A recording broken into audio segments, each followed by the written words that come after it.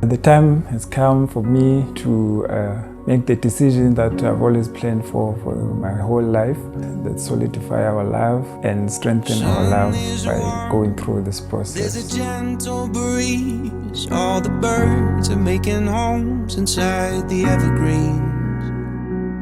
The air is clear. I don't have a lot of words to say, but I would love to say to them, good luck to your journey. Maphiri family must be expanded. You both have a union blessed by God. I'm here to congratulate you both on sharing such a beautiful love life. May you be blessed with happy years in the future. Please give a big round of applause.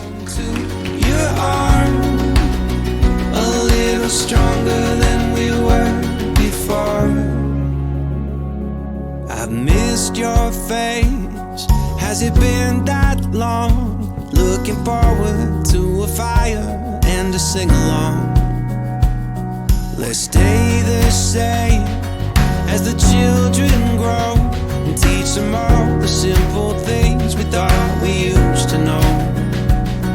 So beautiful to see how we have changed.